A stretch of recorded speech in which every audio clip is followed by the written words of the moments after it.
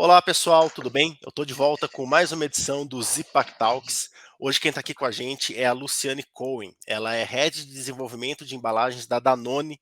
Vai conversar com a gente sobre as novidades e inovações no setor. Luciane, obrigado pela sua presença aqui com a gente. Obrigada a você, obrigada pelo convite. É um prazer falar um pouco de como é o nosso dia a dia, quais são os nossos desafios. É muito legal. Obrigada.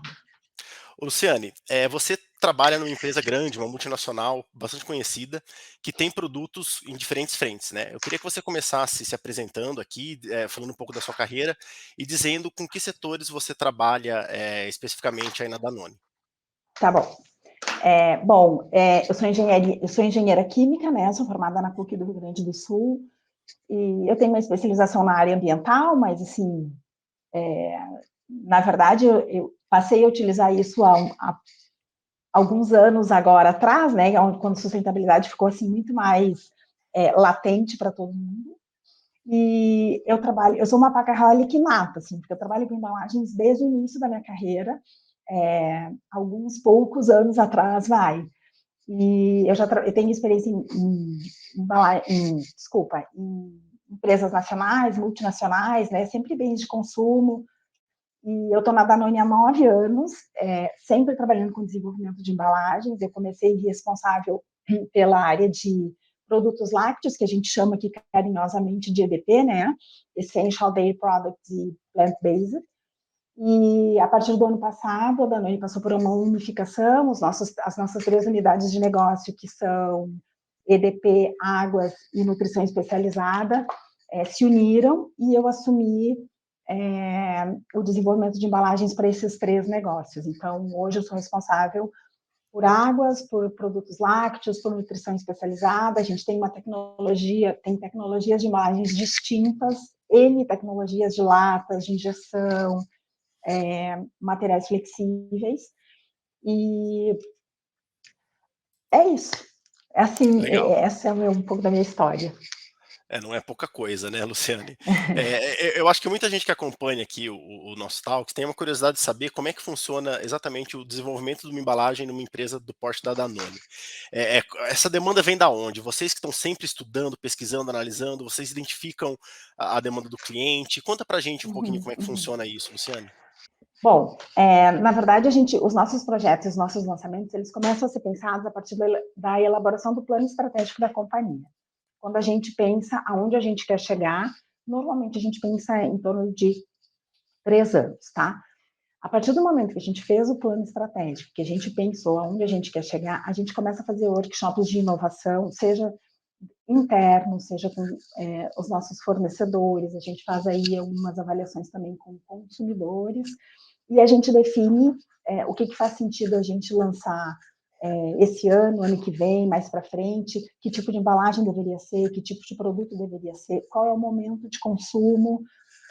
Uma vez definido isso, a gente faz uma avaliação aí mais técnica operacional, ou seja, eu consigo fazer isso dentro da fábrica, o que eu preciso fazer para tornar uma realidade esse produto ou essa embalagem, e uma vez definido todos estes pontos, a gente inicia um trabalho de qual será o shelf life, que material de embalagem deveria ter, que tipo de cuidados a gente precisa tomar, porque a embalagem ela precisa obrigatoriamente garantir o shelf life, as características, a boa qualidade do produto do início ao fim, do shelf life desse produto em condições variadas da cadeia.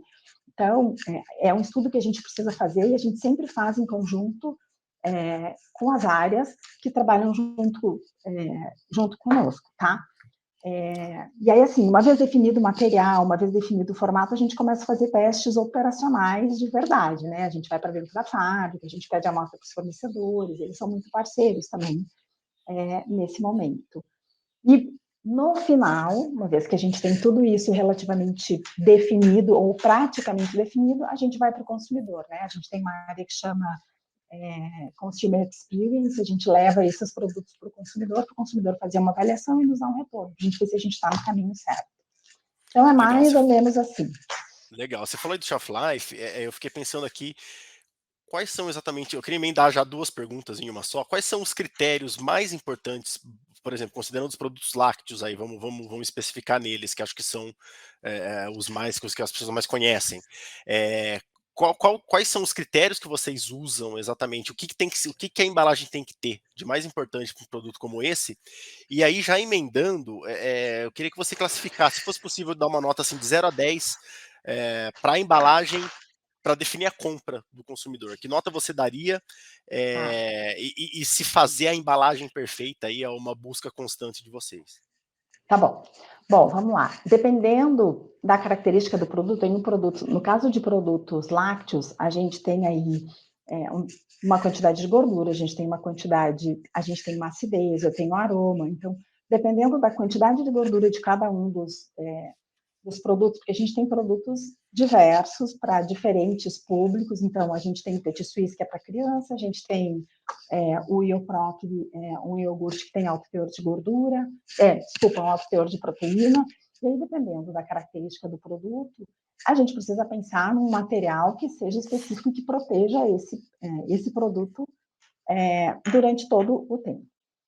Quando você me pergunta de qual é a importância da embalagem, né, eu te diria que a nota é 10. E por que eu te falo isso? A embalagem é o primeiro contato que o consumidor tem com o produto.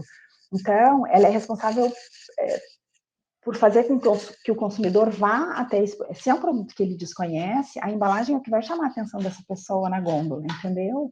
Então, uma embalagem mal projetada pode arruinar o lançamento. Então, a embalagem não só tem atributos de funcionais, mas ela também tem atributos operacionais e, principalmente, emocionais. Quando eu falo de atributos emocionais, eu quero dizer que a embalagem é o que atrai o consumidor, é o que comunica o que aquele produto é o que expressa a marca de um produto, é ela que constrói um vínculo com a marca. Eu te dou um exemplo super... Quando eu falo de Iopro, de novo, eu estou falando daquela embalagem preta e tal. O consumidor olha na gôndola, enxerga a embalagem preta, ele já sabe que aquilo é Iopro. Uma criança, quando olha um danoninho, o danoninho é vermelho, o danoninho tem medina, então isso faz com que a criança acabe buscando por essa embalagem. Eu tenho uma frase que eu sempre uso, que eu acho que ajuda a gente a entender um pouco essa tua pergunta, né? O que eu normalmente costumo dizer é que a embalagem é, muito provavelmente, a ferramenta mais poderosa que uma marca pode construir para conversar com o seu consumidor. Então, a embalagem, para mim, é fundamental e ela precisa ser pensada com muito carinho, com muita atenção, junto com o produto que a gente Legal, tem. Luciano. Perfeito, muito bom. Luciano, um assunto que eu queria abordar com você também, a gente passou aí, embora já o pessoal já tenha se acostumado, meio que tenha esquecido o tema, mas a gente passou pela pandemia, né, que começou em 2020, teve naquele momento inicial, acho que um impacto mais forte, mas acho que alguns reflexos são sentidos até hoje. E eu queria te perguntar exatamente, especificamente em relação ao comportamento do consumidor. Vocês perceberam uma diferença e vocês trabalharam para correr atrás de atender essas novas demandas eventualmente? Como é que foi isso? Uhum. Bom, vamos lá. O comportamento do consumidor na pandemia mudou muito, né?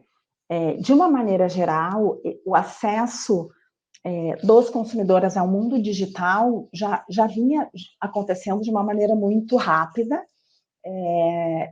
e muito forte. Então, assim, esse acesso que a gente tem hoje ao mundo digital torna tudo muito rápido, né? Torna, assim, as informações, as mudanças, elas são muito rápidas.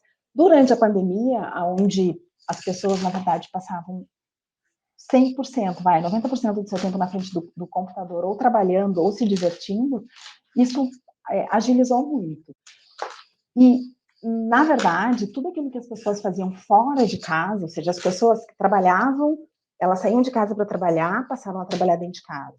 Tudo aquilo que elas faziam na rua, ou seja, eu ia a um restaurante, eu tinha uma experiência em um restaurante, ou seja, a gente sentava, a gente tinha vinha um prato, era uma experiência jantar fora, era uma experiência ir a um barzinho com os meus amigos, tomar um chopp. Quando veio a pandemia, as pessoas passaram a fazer isso dentro da sua casa. E aí, obrigatoriamente, as embalagens precisaram se ajustar para isso, né? As embalagens precisaram se ajustar também ao e-commerce, que foi uma coisa que cresceu gigantemente durante a pandemia. Então, o que a gente buscou, no nosso caso, né, de laticínios e tal, foi permitir que as pessoas tivessem um pouco mais de... uma outra coisa que também as pessoas passaram a ter pequenos prazeres. Então, quando a gente fala de pequenos prazeres, a gente fala de a pessoa, ela estava em casa, ela não podia sair, ela não podia encontrar os amigos, ela não podia ver a família. Então, uma maneira da pessoa buscar um conforto era uma sobremesa ou alguma coisa que trouxesse prazer para essa pessoa. Então, assim, onde nós, como indústria de laticínios, a gente trabalhou muito em embalagens maiores, ou seja, a pessoa vai no supermercado, compra uma embalagem grande, que ela pode consumir durante, sei lá, uma semana, garrafões ou embalagens de iogurte em pote, com um número maior de potes, novos sabores de indulgência, e principalmente, no nosso caso, o Actimel, porque o Actimel é um produto que age muito em cima da nossa imunidade, e, assim, lançamos alguns novos sabores, e isso foi muito importante para o consumidor, assim, a gente teve um aumento de volume muito grande na venda de Actimel, principalmente porque a gente fala muito de imunidade com o Actimel, então isso foi mais importante. Perfeito. Na parte agora mais administrativa mesmo, a gente teve também um impacto forte na relação das matérias-primas, né? Na importação, aumento de preço. Isso está acontecendo ainda? Já foi resolvido, Luciane? Tá, não resolvemos, a gente tem ainda muito problema. A gente começou tendo problemas pela pandemia, né? Porque as pessoas não estavam podendo trabalhar, porque faltou matéria-prima, e a gente segue com um problema ainda bem grande, a gente segue com muitas matérias-primas em falta, tanto para embalagens quanto para produto de uma maneira geral. A gente segue buscando materiais alternativos. Hoje ainda é um pouco em relação à pandemia, né? Mas também a gente emendou, né, uma guerra depois da pandemia. Então a gente tem greve nos portos, a gente tem greve no aeroporto. Então, assim, a situação está bem complicada ainda, e a gente continua buscando materiais alternativos, e eu não acredito que até metade do ano que vem a gente vai ter esse tema resolvido, sabe? Essa volta ao que era no normal, né? A Normalidade. gente teve até navio encalhado no canal de Suez, né? Exatamente isso. Exato. E aí foi o caos, né? Eu lembro Então, bem. foi Legal, complicado. emendando também um pouco nesse tema ainda, Luciane, acho que é um assunto muito caro para todo mundo e uma coisa que ninguém vai conseguir fugir, que é a sustentabilidade. Principalmente para quem trabalha com plástico, né, com polímeros e com essa questão que acho que é o caso de vocês em talvez 100% das operações. A gente tem hoje muita gente falando de monomaterial, que eu acho que é impossível de vocês aplicarem, porque enfim, a característica do produto que vocês vendem é outra, mas a gente tem também pesquisas já em facilitar a reciclagem de materiais multicamada. Enfim, como é que é isso aí para vocês? É uma prioridade trabalhar em cima disso, buscar inovação nessa área? Acredito que seja um grande desafio, porque vocês não sobrevivem sem essa diversidade de camadas para proteger e para manter as características dos produtos. Enfim, fala um pouco para mim sobre isso, como é que vocês veem essa questão aí?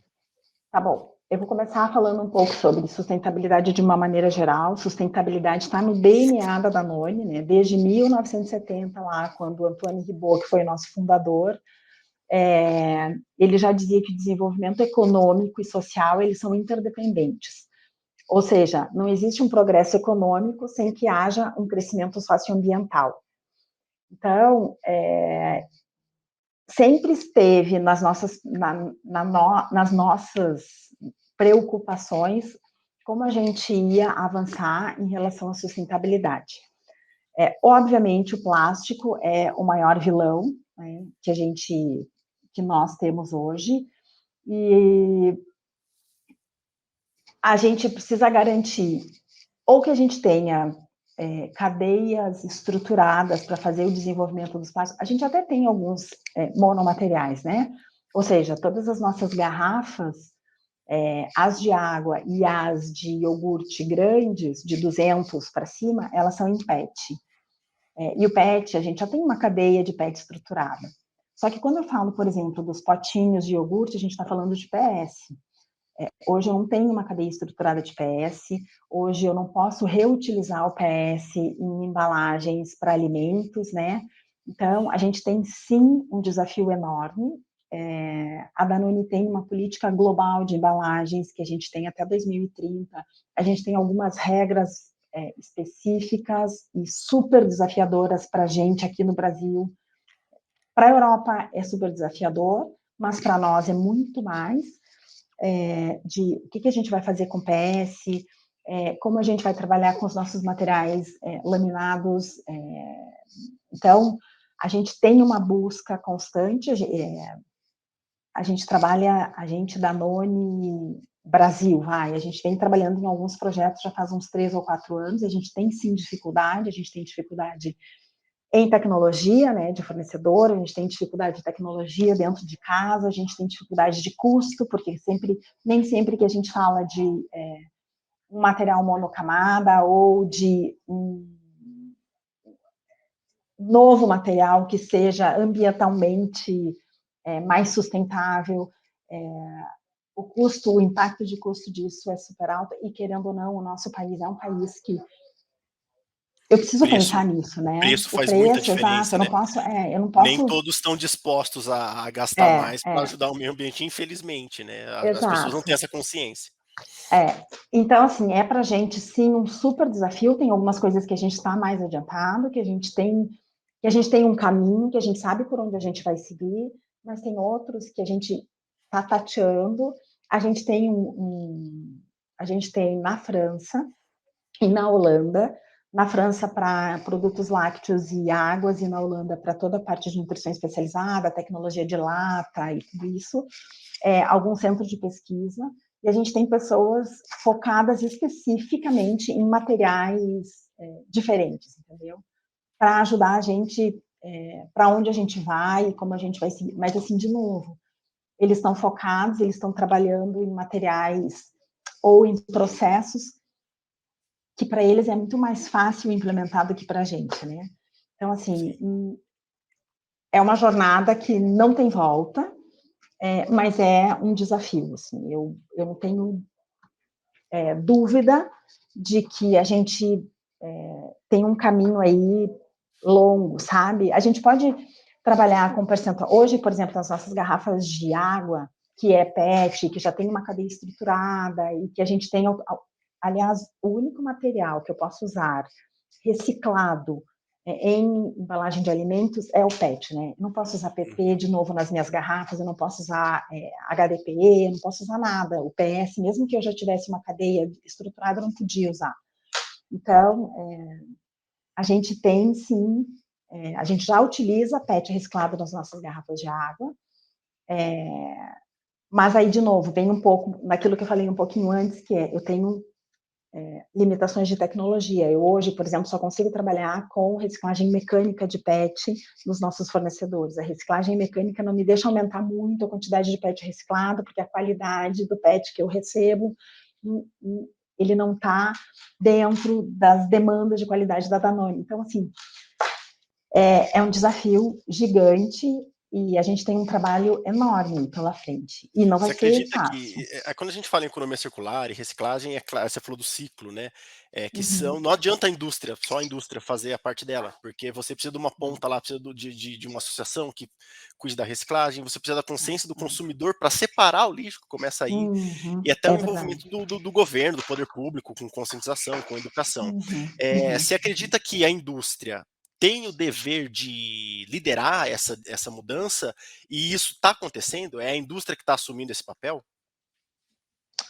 Eu acho que a gente tem um papel, a gente é protagonista, tá? Eu acho que sim, eu acho que a gente vem liderando, eu acho que como a gente. Porque, querendo ou não, Luiz, a indústria é mais cobrada por isso, né? Sim. A gente é cobrado direto sobre a reciclagem, a circularidade, fazer um design de embalagem que seja reciclada, que seja reciclável, que a gente possa reutilizar, que a gente possa... então, a gente, quando eu falo a gente, eu falo a indústria, sim, a gente vem puxando isso, existe aí, e talvez você já tenha ouvido falar, tem uma rede de plásticos, que tem várias indústrias, tem cooperativas, tem fornecedores, então a gente vem fazendo um trabalho pesado para, em conjunto, chegar a uma melhor solução. Mas, assim, são vários pontos da cadeia e cada um tem as suas dificuldades, né? E, obviamente, começa aí com o consumidor. Eu acho que a gente tem um tema aí de educação, sustentabilidade, nem todo mundo tem essa educação. As gerações mais novas, elas já têm isso um pouco mais vivo, assim, né? Eles têm um pouco mais de cuidado com isso. Mas Sim. ainda assim, eu acho que a gente precisa, tem um trabalho muito grande para fazer, e eu acho que sim, a gente como indústria, a gente tem uma responsabilidade pesada De em encampar relação a isso, isso, né? tá? De encampar. Agora, a gente não vai conseguir resolver tudo sozinho, né? Exatamente, Então, exatamente. eu acho que é um É um caminho conjunto, longo, é como um você caminho. disse. Exato, Legal. exato. Luciane, a gente já extrapolou o tempo aqui, do conversa Nossa, foi muito boa, mas não tem problema, tudo bem, quando o papo é bom, vale a pena levar um pouco adiante. Bom, eu conversei aqui com a Luciane Cohen, Head de Desenvolvimento de Embalagens da Danone, nessa nova edição dos Impact Talks. Luciane, muito obrigado pela sua participação aqui com a gente hoje. eu que agradeço a oportunidade. Foi um prazer conversar com vocês e muito obrigada. Legal, eu encerro aqui então essa edição dos Impact Talks, convidando você, como sempre, a seguir as Impact Brasil nas redes sociais, no Facebook, Instagram, LinkedIn. Aqui na descrição do vídeo tem o link para cada uma dessas redes. E também aqui, é claro, se inscrever no canal das Impact Brasil no YouTube, se você ainda não é inscrito. Dá o like no vídeo, ativa o sininho com as notificações, porque toda semana tem conteúdo novo aqui para você. Eu volto em breve com mais uma edição dos Impact Talks. Até mais.